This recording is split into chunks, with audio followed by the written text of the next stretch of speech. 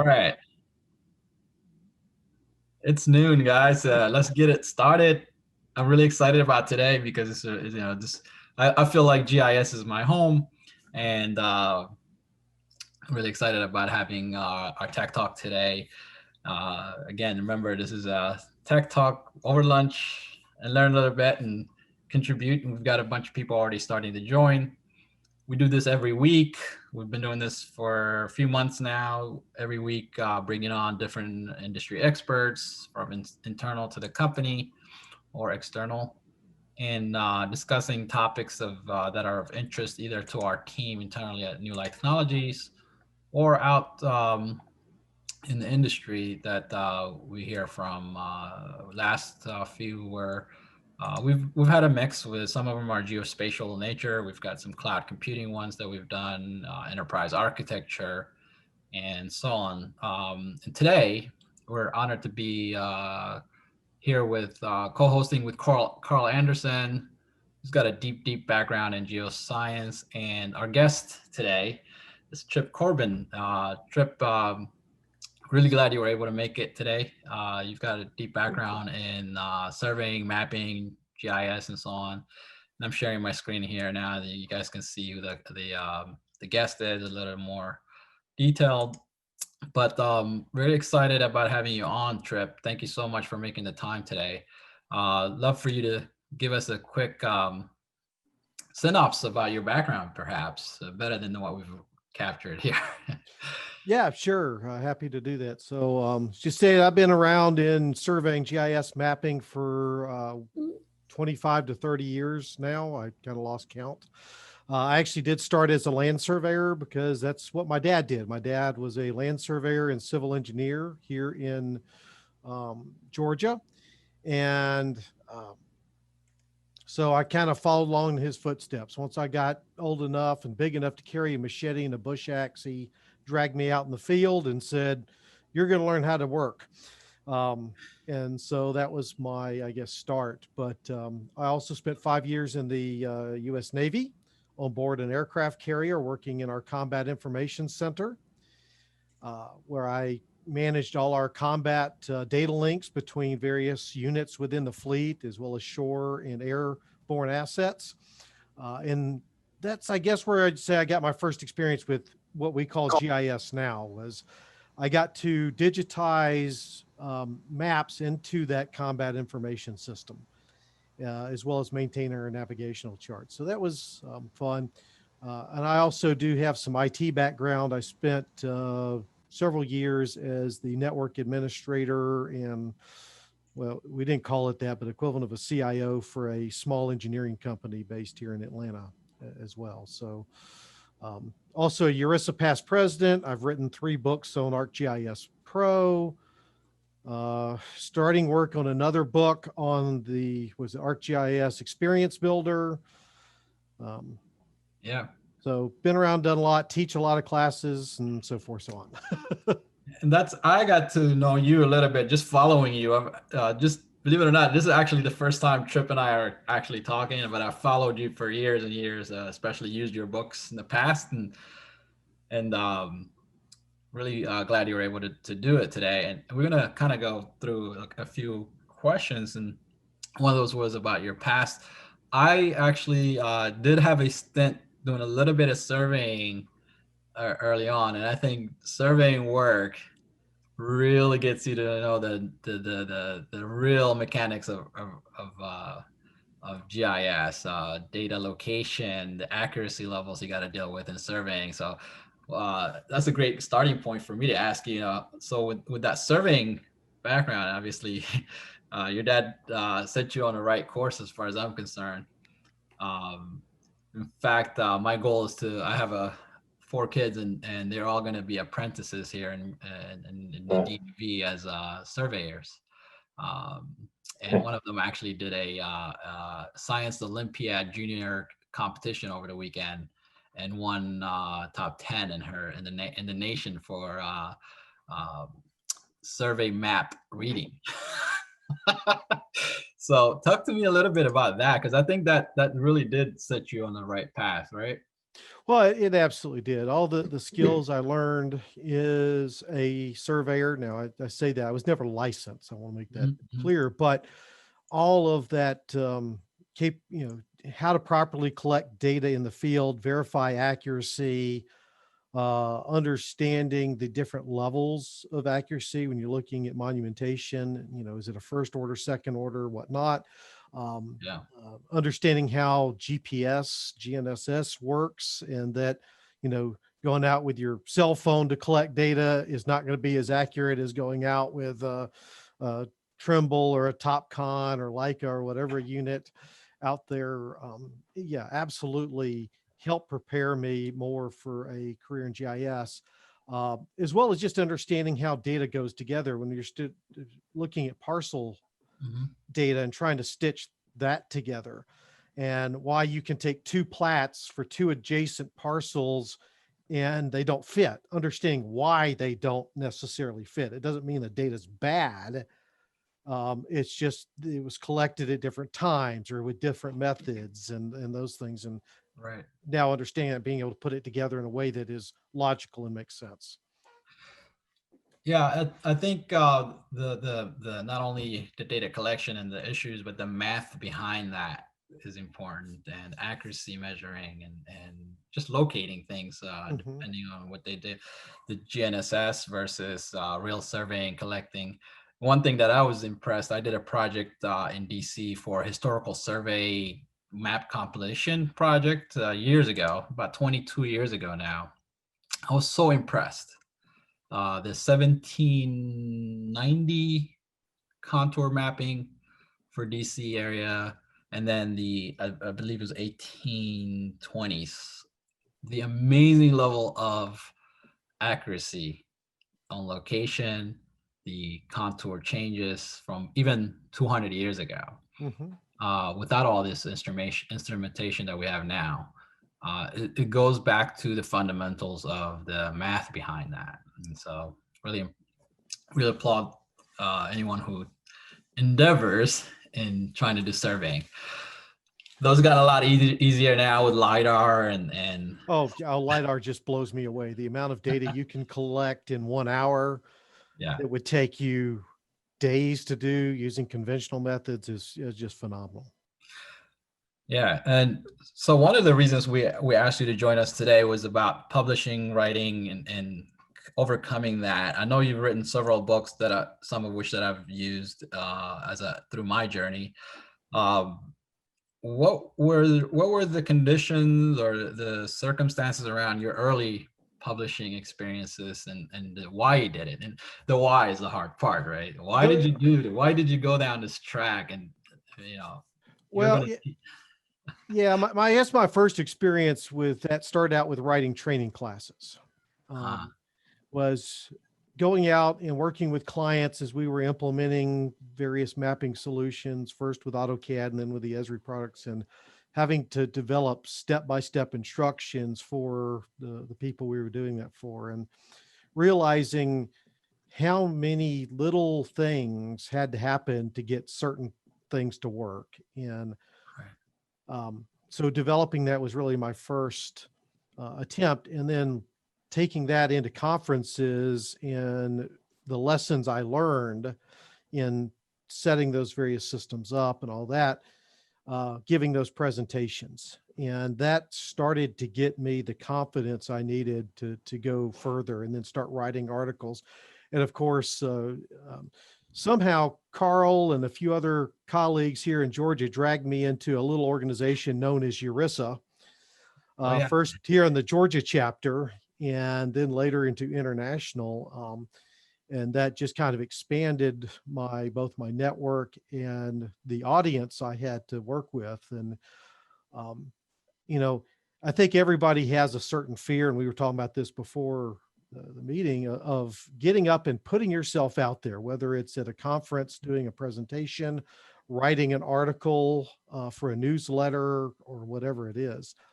And, I guess I had that too. I mean, I remember in high school, I hated standing up in front of the class and presenting on whatever it was I had to talk about. Um, but I had one incident that I came back from Desert Shield Desert Storm. And my dad was the city engineer for Union City, which is a small city south of Atlanta near the airport. And they invited me to take part in their Veterans Day. I think it was Veterans Day parade. So I was riding in the float, waving to the crowd. That was all fine and dandy. But then they stopped at the reviewing stand at City Hall, and all of the veterans on the float, because we had World War II, Korea. Oh, sorry about my cat meowing. He now wants to go out. Of course, perfect timing. Vietnam and Desert Storm. So we all got off and stood up there behind the reviewing stand, and one by one, they kept calling the veterans up to talk. And I turned to my dad and like, I'm not going to have to do that. He's like, well, they didn't tell me you were. And eventually it was clear I was going to have to. I had no idea I was going to have to talk. I had nothing prepared, but I suddenly found myself standing at that podium with, I don't know, several hundred, maybe even up to 1,000 people there. And I had to talk. So I did. I said whatever I said. I still don't remember quite what I said, but I got a lot of applause, and a lot of people came up afterwards, said, great, thank you for your sir. You did a great job, all that. And after that point, I figured, well, if I can do that, right, the rest of it's going to be cake, because I'm going to know it's coming. I'll be ready. And that's the energy I think you got early on. Public speaking and writing, those tend to be very different experiences. But bridging those two together actually really does help. How do you find that in terms of, I know we haven't gotten into the meat of GIS publishing yet, but really this is the background kind of context people can draw on from their past experiences. And not everyone's going to be able to do that or wants to do that, but or required to do it. But how do you see that where did that bridge, what was your first writing publishing experience beyond manuals you were talking about, for example, and what were you involved in, or your context at that time to get you to the next step? Well, I think I started writing a few articles, press releases, and some other how-tos, what's coming in the next release, articles, initially for internal use at the company I was working for, but then it somehow got sent out and started getting published in like Directions magazine. And then I think Esri picked up some of them and published them in their various publications. And I guess that fear that I had that somebody was going to read something, find that I had made some mistake or error, went away, because most people were very supportive, left good comments. This is right. And some did say, hey, have you tried this? Right. But no one came out and said, oh, you're a complete idiot, which was always the fear, right? You're always scared when you pitch yourself that somebody's going to go, oh, you're stupid. You don't know what you're talking. And what I found, whether you're presenting in public like this or at a conference, or whether you write it, at least within our community, people are very forgiving, friendly. A lot of them are just happy you're the one putting yourself out there and not them. So no one, I think in all of the times I've done, I've had one situation where I got what I'll call heckled. Really? I'm sure you remember that one. I do. And it wasn't anything I wrote, but I was doing a presentation at the Seven Hills Regional Users Group down in Tallahassee about I think it was when ArcGIS 10 rolled out. And I was doing a talk about the differences between 9.3 and 10 and things I liked, things I didn't, and all that. And there was a gentleman in the audience that was anti any major software. So whether it was Microsoft, AutoCAD, ArcGIS, it didn't matter unless it was open source. He hated it. And no, Carl, it wasn't you. But I just, I was very polite to the gentleman. Sir, I understand you have your opinion on things and all that. Happy to talk to you about it after the fact, but please let me continue. And finally, the audience told the guy to shut up, that they wanted to hear what I had to say. Oh, and man. and he finally left. Yeah, I think that's the thing. The fear of getting to that next stage, putting it down on, and now paper, right? Yep. When's the last time you wrote something on paper, Trip? And again, the idea that uh, you've said something, you've written something, it's tough. I think we're done a good job kind of giving the audience that we have today a little bit of background on. I think it's about the human condition of fear of the unknown, fear of being criticized, critiqued. Mm-hmm. But for the most part, people are not, I mean, 99%, I suppose, are not hecklers, and they're going to take the positive, give you some feedback. Um, in terms of what you did major for, in my mind, and there's several others that I follow that actually went that additional step in terms of publishing books around a subject matter. You know, it's one thing to write a novel; it's all in your head and you're creating a story. But this is about something that everyday users are going to read and understand, and or not. What was that like, and what was your first book? Well, my first book was Learning ArcGIS Pro. Mm. Um, and it was actually the very first book out on that software application. I even beat Esri to the punch. They weren't very thrilled about that, but I got it out there. And it was really, I was learning the software, right? Because I knew as an instructor and a consultant that I would need to know, at least at a basic level, the ins and outs of this thing.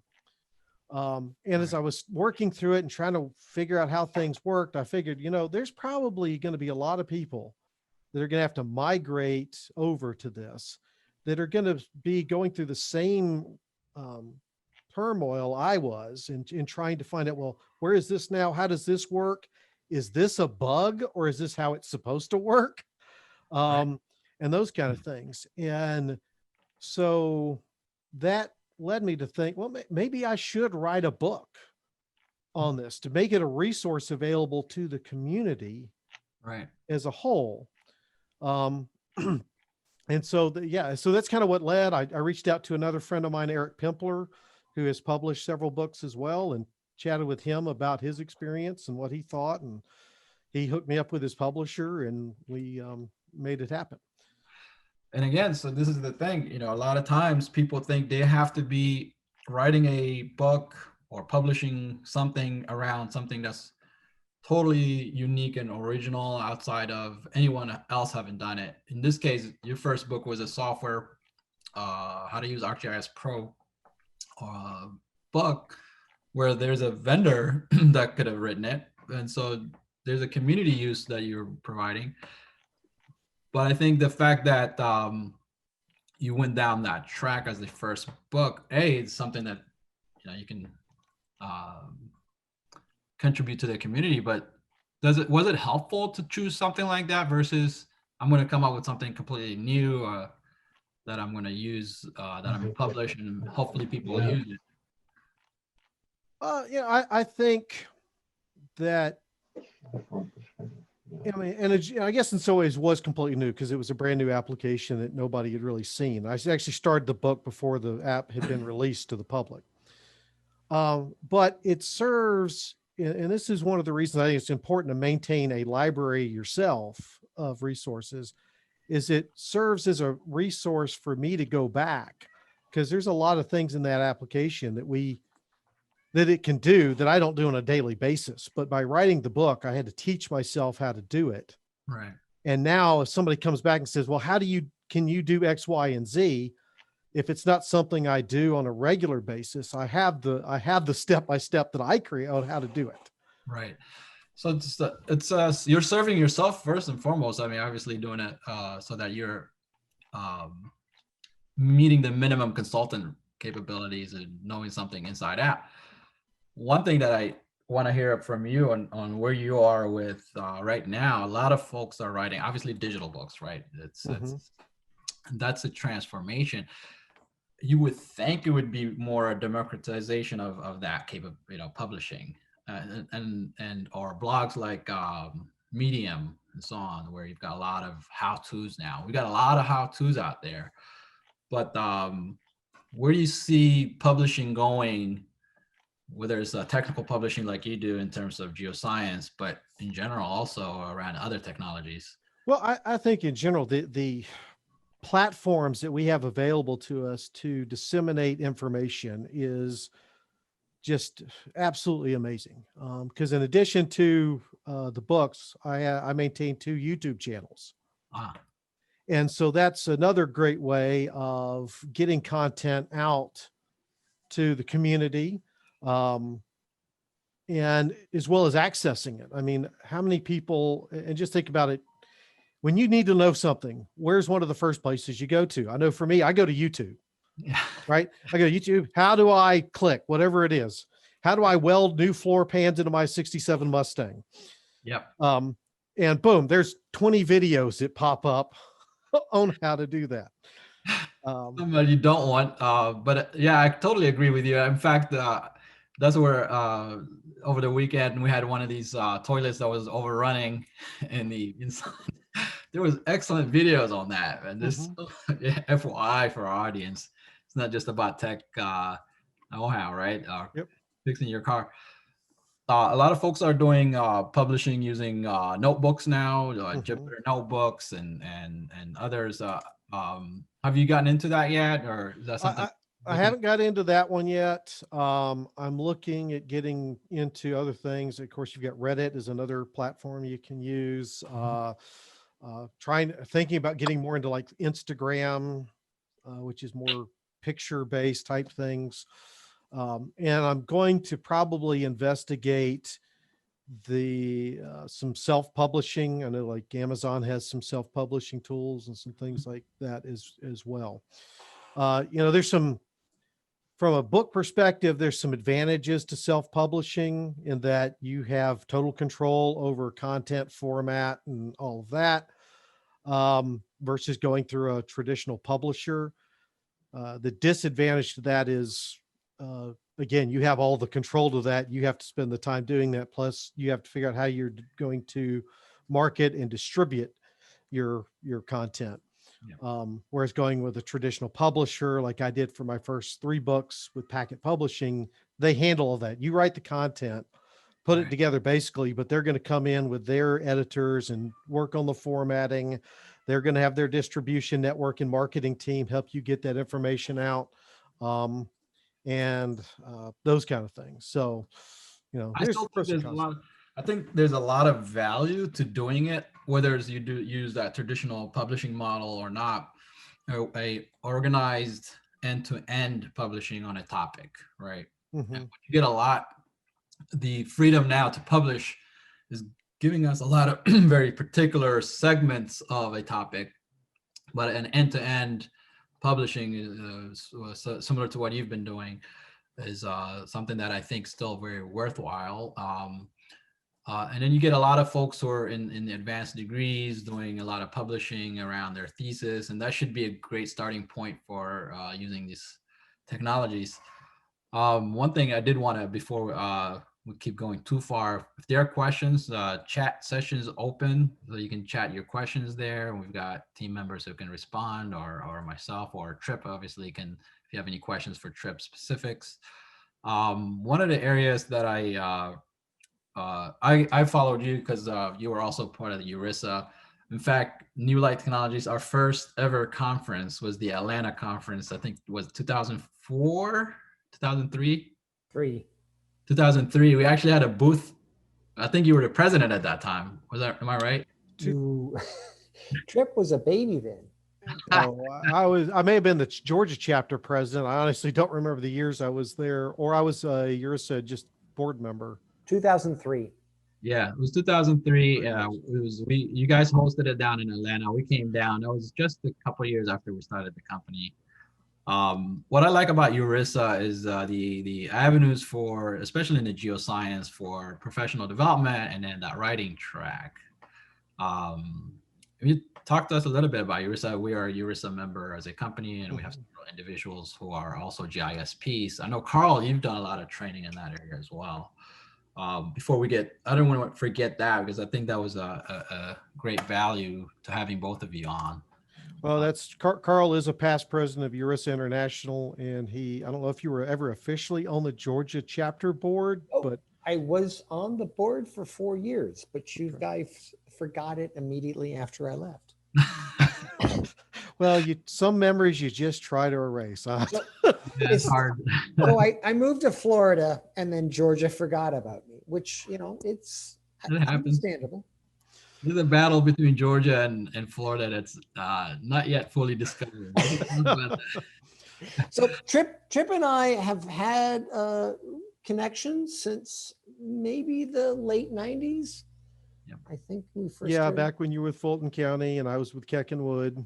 Yep, we into I think it was mid 90s up, but and we've Talk to me about the URISA organization, just as a high level brief. What is it, and how can someone join that, and what's the benefit, for example, in terms of GISP certification or the Vanguard track for some folks who are maybe starting off? Number one, urisa.org will lead you to joining for membership. Mm-hmm. Even in COVID, people are getting tremendous value out of participating in committees that are topic centric. I'm wearing the URISA hat. Trip. Go for it. Also a past URISA president, so don't let him get off the hook here. But you get way more out of participating in topic committees than you put in. And it helps you in your professional career. It helps your organization do things better. It helps everybody, even the world, set best practices and figure out how to do things better. And there's a GIS Corps as well, which is a branch of that I think was really There's a lot. So URISA stands for the Urban and Regional Information Systems Association, because we love our acronyms here. And as Carl was saying, it's really the organization for GIS professionals and practitioners. And we have a lot of committees that do a lot of good work.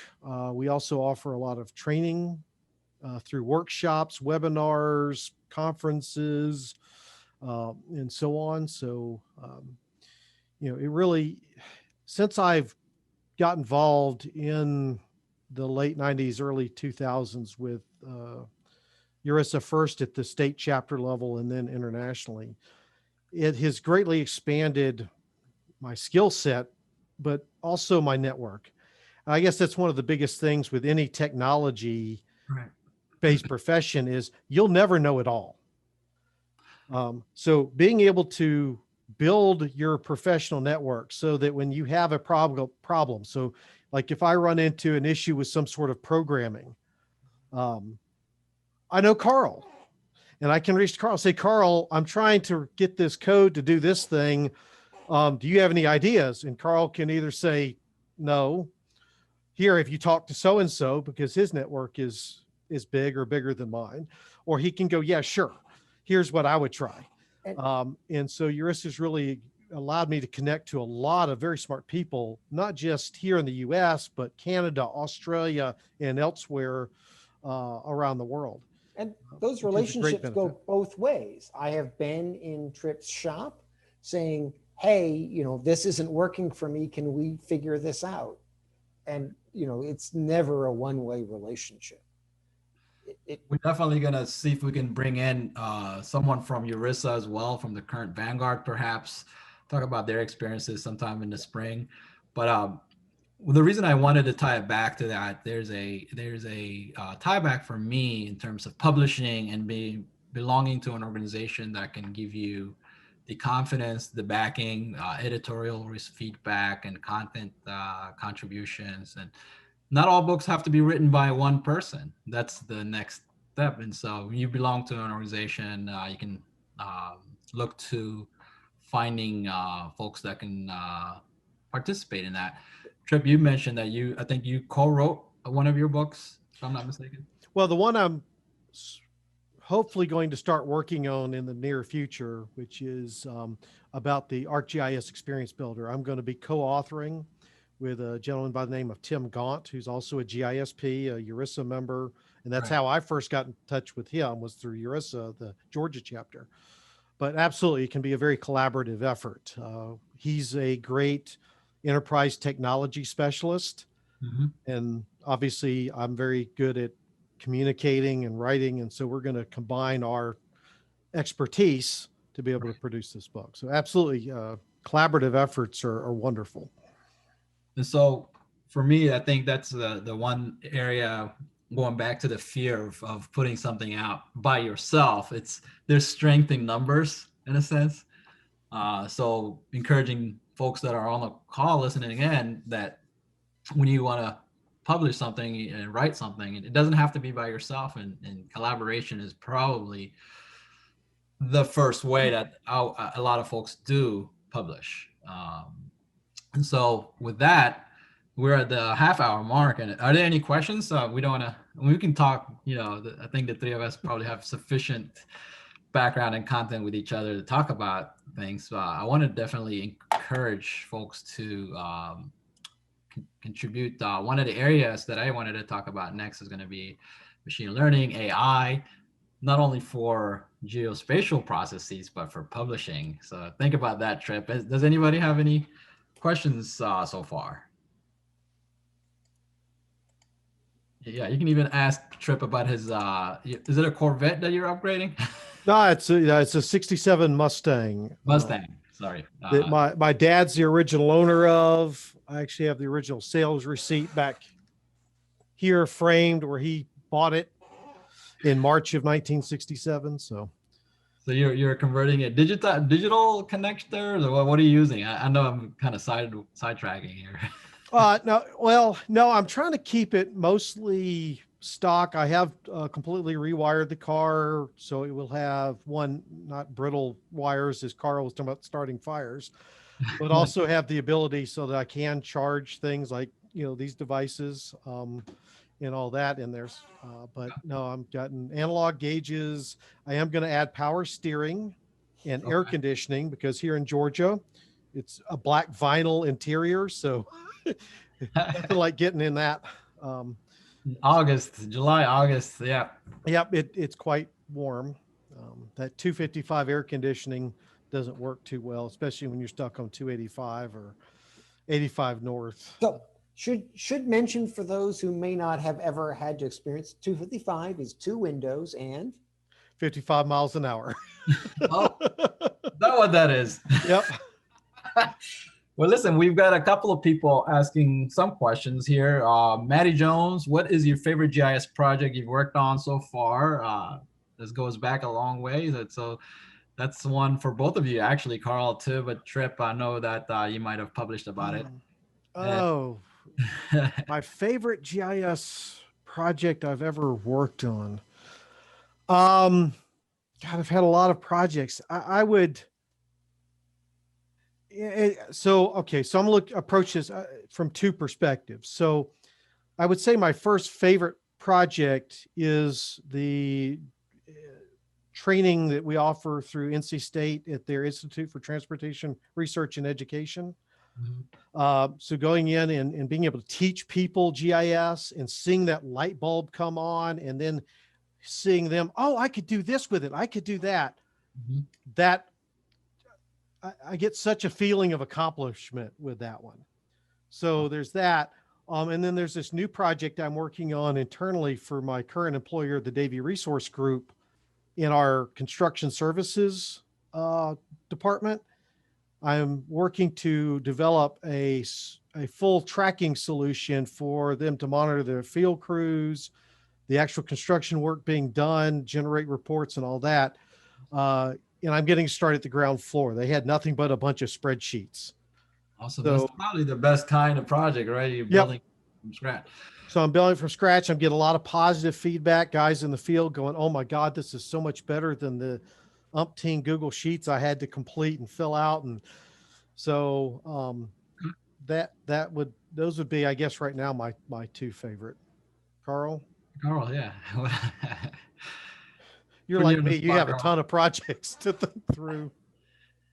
The biggest part of the the technology aspect is helping people solve problems. And that's always been a concern of mine. And like, how do we help people solve their problems better, faster, more accurately, more knowledgeably? Right. And there's a bunch of things I work on, but in all, they really come back to how do we help people solve their problems.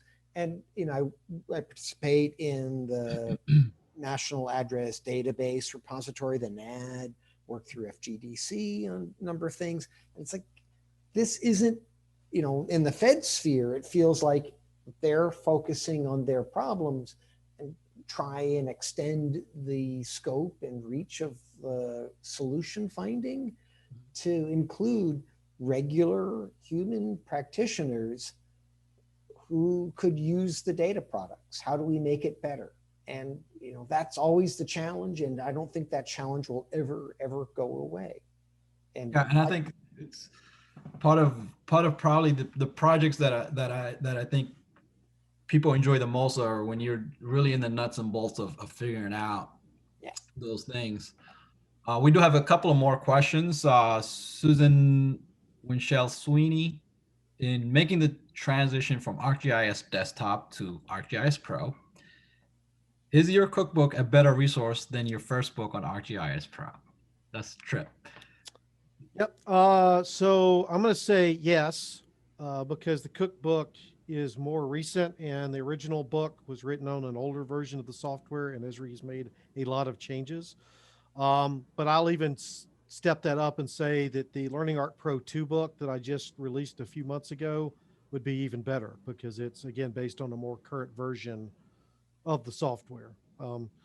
They all have a lot of good information in them. A lot of it's still pertinent. Some of the, in typical Esri fashion, they called it this here, and now they've changed to call it something else. It's exactly the same thing. They changed the name of it. So there's a little bit of that in all of the books, but all of them are good resources. But I would say if you were only allowed to pick one, the newest one would be the one I would start with. The difference, the cookbook is really geared towards specific scenarios. That's what we did, is here's the problem, and here's the step-by-step solution using the Arc Pro platform to solve that problem or to generate that result or whatever it was. We do have, and I apologize to the folks if I'm mispronouncing your names. I shouldn't. Susan, I hope I did okay with that. And Aaron Hume, is there a particular book or author you would recommend for someone who's teaching themselves to use Python in ArcGIS Pro? So this is related to the first one, but focused on Python. Mm-hmm. And whether it's your book or another author that you read. The one I like, and I'm going to admit I'm a little biased because he's a friend of mine, is Eric Kempler. Okay. He runs geospatial training services out of Texas, but I really like him because he does the work too. I mean, he's actively engaged in projects and developing solutions for his clients. And so he's not writing how-tos just from an academic standpoint, but from real world problems learned the hard way kind of perspective. And I think that's very valuable. He doesn't just drink the Kool-Aid or whatever you want to call it. He will tell you, right, well, I had to do it this way because there was this limitation or this bug or whatever in there. So what was his name? Eric Eric Pempler, Pimpler. And there are two specific competencies in that Trip. It's like, it, like the GIS part of how do we do distance and buffer and spatial joins, and then the Python aspect. Mm-hmm. And some of the open source stuff can help you learn about Python plus open source geospatial stuff versus Python plus Esri stuff. And if you get to the state where all three of those spheres, you're golden. Yep. And that's why Eric he's not an Esri business partner. So he uses whatever solution he needs to get the job done. But But you should, as a professional, understand and be knowledgeable about all three. True. If you're open source and you don't know about Esri, you're behind the game. And if you're Esri and you don't know about open source, you're also behind the game. You need to Right. know all three. Absolutely. As a matter of fact, that Esri is like literally rewriting a lot of their stuff right now. They just released Experience, I guess, Mm-hmm. and they released a couple of new Oh, Esri's completely revamping their entire product stack and and making it releasing more new. useful, interoperable with open source technologies and a lot of data science capabilities. I think that's pretty good for that product. In terms of publishing, and then we're going back to that a little bit because it's tied back to what you should use.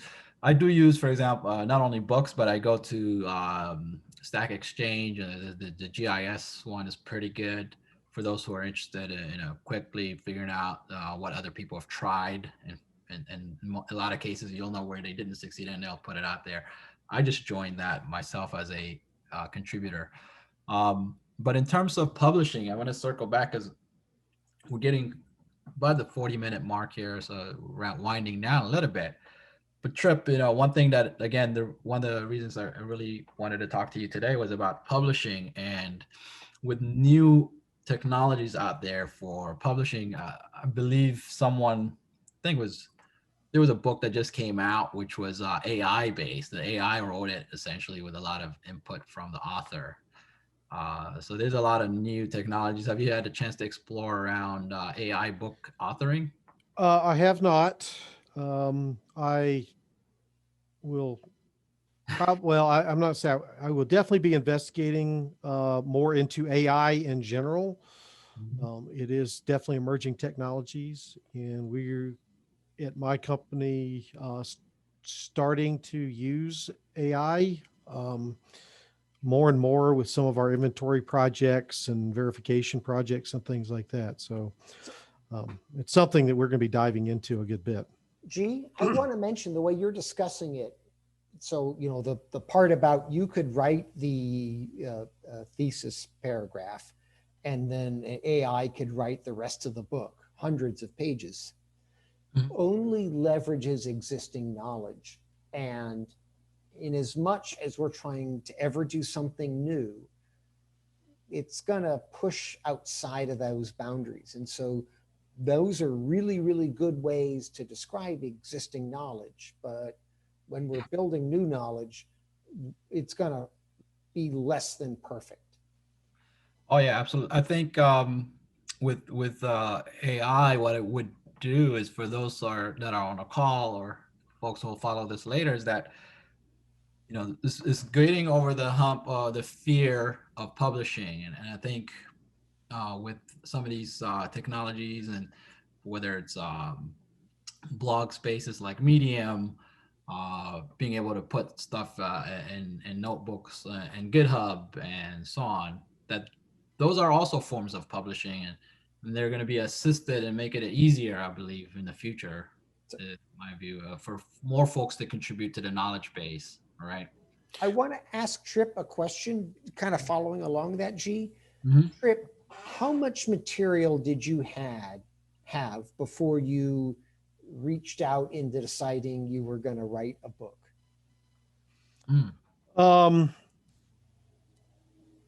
Honestly, not a whole lot. I had an idea, a general outline of what I wanted to talk, because to me, I look at writing a book or even publishing a video to YouTube as a learning experience for me.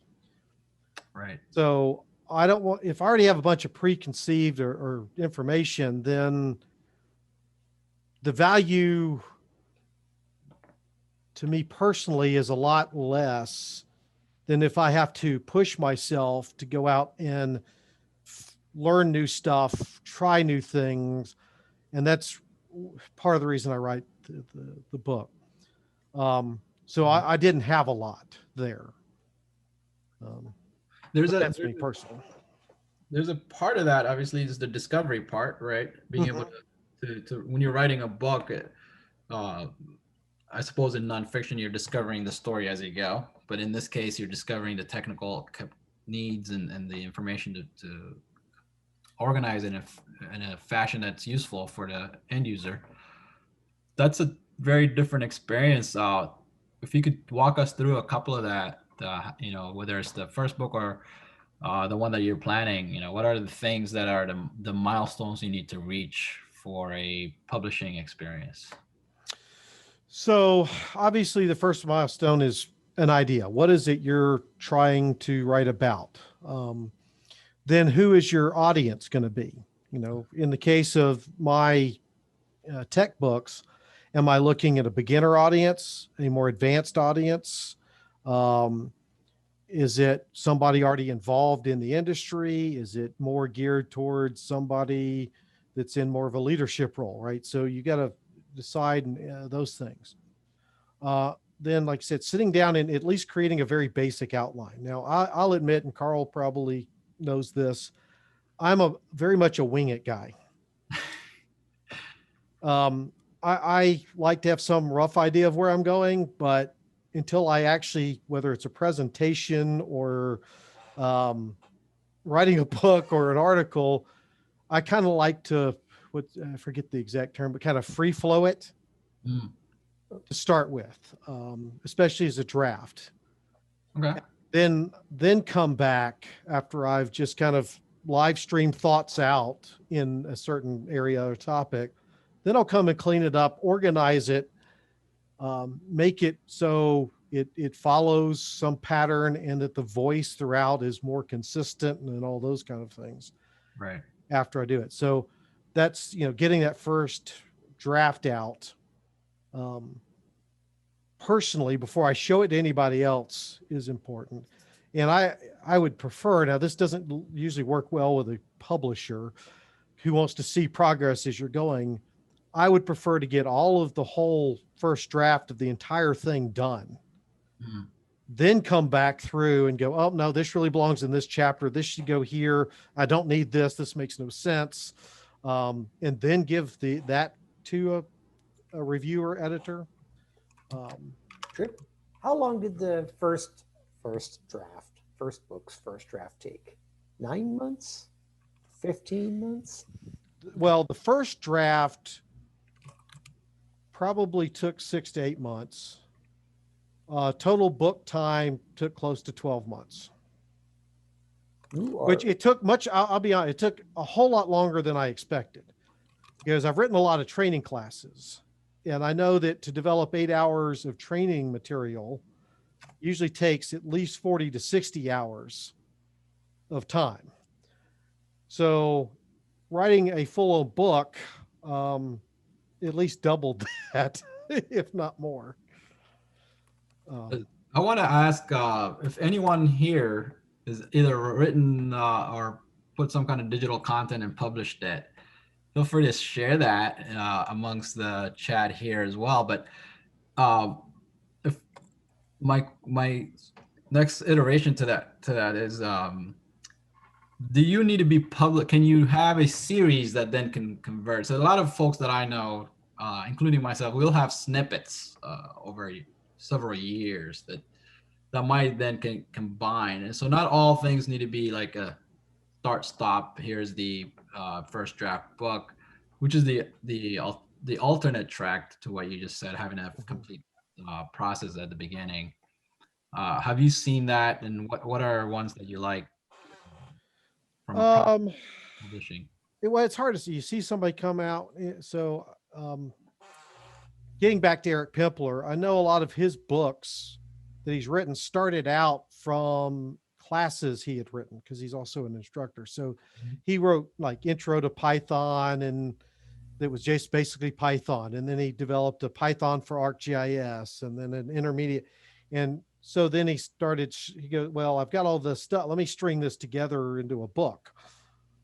So I know that, I know I've done some presentations at conferences about, skills you need beyond the technical to be as a professional thing, talking about public speaking or project management, that I then turn those into an article that I wrote for the ERISA column in the Esri Arc News thing. So, and other things I've done, like seeing comments on various GIS listservs of, hey, how do you do this? And I started realizing I was seeing that question in 2 or 3 different places. And oh, well, that'd make a great how-to video.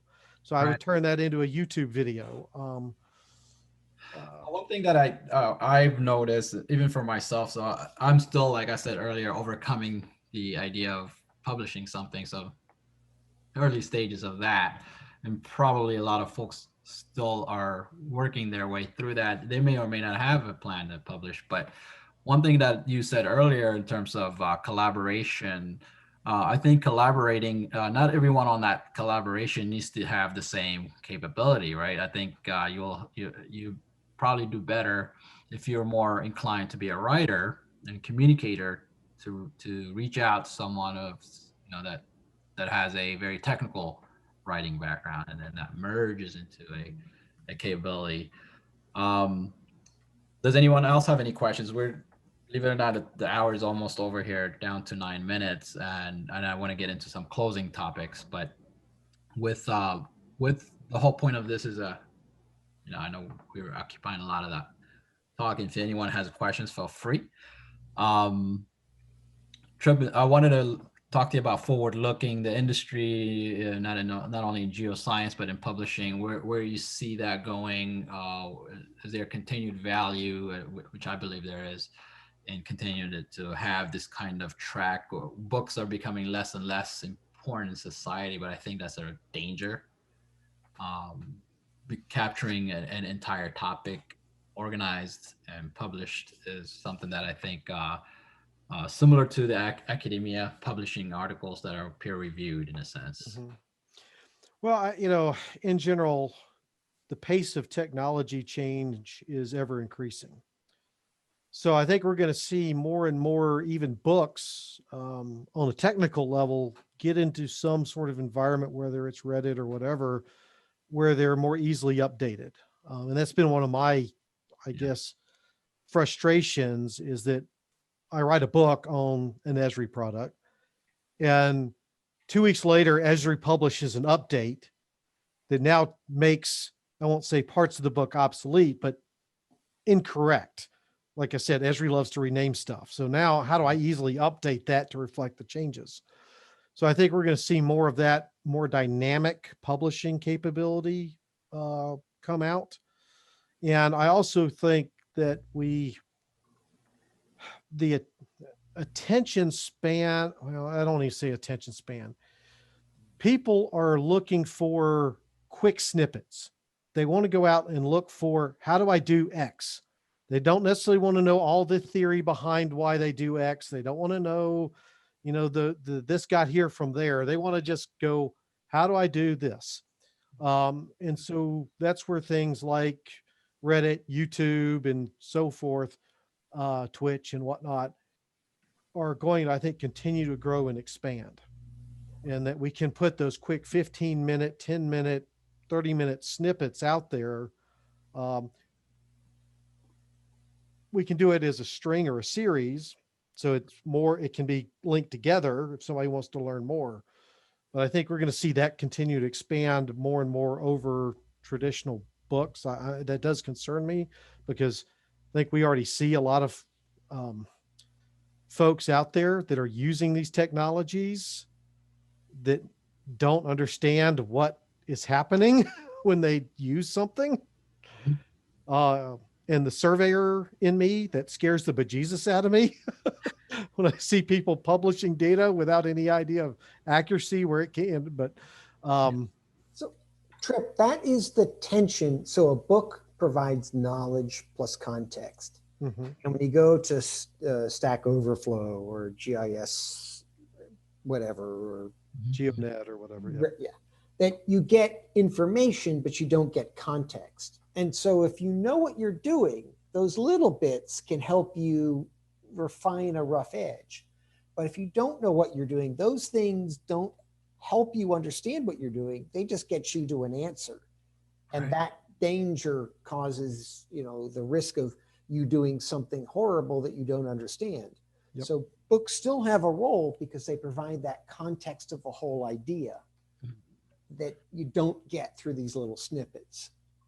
So here's a tough one, especially for GIS. And I'm taking actually a master's program, and I decided that I was going to be on a walk during one of the lectures. So there's the complete lack of the visual context for GIS. So audiobooks for GIS, you see that becoming something. And that was going to be my fun question. Do you see an audiobook track here for publishing around GIS? Because a lot of us are verbal. I can see myself talking about GIS a lot, but it's hard to convey that, a lot of that context. It can be. I think, Carl, you can chime in this too, but it depends on the type of learner you are. There are some that are verbal learners, like you said. Some are more, hands-on, have tactile type learners, and some are more visual learners. Right. So I guess you have to know where your strengths are, as to which, if you're truly trying to learn something, pick the best method for you to grasp that. I mean, there are a lot of GIS concepts that you can learn by just listening. Mm-hmm. There are a bunch, like, say, cartography and choosing proper color palettes, I would say, have to be done visually. Right. Carl, what do you think? So I think there's two bits. Like, if you're looking at audiobooks, and the audiobook said something like a Minkowski distance, excuse me. Like, if you can't picture that idea in your head as they're discussing it, you're in the wrong forum until you've come up to what all the terms they're discussing. But once you know all the terms, the audio stuff is excellent. That's, replacement for sitting at a favorite drinking establishment and talking about problems with friends. Audio has that same role when you all understand the basic concepts. But when you don't, sometimes you'll need the visual. Sometimes you'll need extra explanation. And one of the things together. One of the things you guys are both touching on is that publishing has one is a learning experience and educational experience itself, but the end product is for education. And there's a push to put geography, GIS further down into even elementary school at this point, map reading and so on. Love to conclude something around that as we wrap up the hour here. Trip, were you a Boy Scout? I was a Cub Scout. Were you blow too? No, I didn't make it that far. My parents started taking me. As a Cub Scout, I learned how to read maps.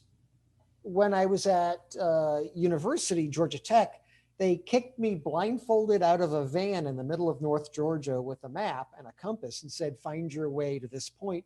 We think it's going to be 10 to 15 miles away. Hope to see you in 2 days. That's a good way to learn. Well, I think that's kind of where Deliverance came from, but if you learn it early, it's easy to lean on these skills. And when you don't learn it early, it's not impossible. It's super easy right now to come up to speed. Don't have to say, I don't know this, I can't do this. I don't know this. Here's where I can learn what I'm missing. The resources out today are so much better. And Tripp's books fit in that bit of, they give you deep context and understanding what you're doing, and then other material, other methods help you understand how this all fits together into a super big ecosystem. Yeah, I think it's great that it's going lower. We're just seeing the use of geospatial across so many fields and industries that the quicker and earlier people grasp the understanding of the basics of a map and even projections and coordinate systems and how to find your way. I mean, it's not really on a paper map anymore, but I think that it's just going to benefit everybody. And we now have the resources. I mean, thanks to Google Maps and all that, just Yeah. And everybody's smartphone has maps and GPS on it and all. It just, I think the earlier you understand the value of that, the better off that we're going to be. I mean, you just think of how much data is tied to a location and how many people can use that. It's just phenomenal. Fantastic. Listen, this has been an excellent conversation. I know we probably have another 2 hours worth of content. First of all, I wanted to say thank you so much, both Trip Corbin and Carl Anderson, for joining us today, and Trip for talking to us about your history in publishing. And I think there's tremendous value in that. And really want to say thank you for and continued success in that track and inspiring us to do it. So thank you. Glad to do it. Closing words, Trip or Carl? Don't be scared. Get out there, share your knowledge, help Yes. mentor people. It's, you know, I'm gonna write that. benefit you get is great. Don't be scared. All right, I love it.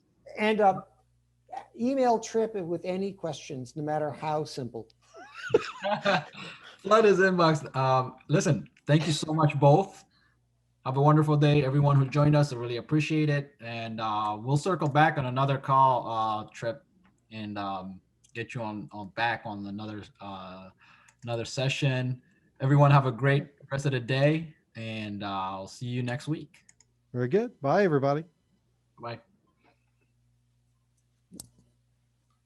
All right, stop sharing. Hey, Rob.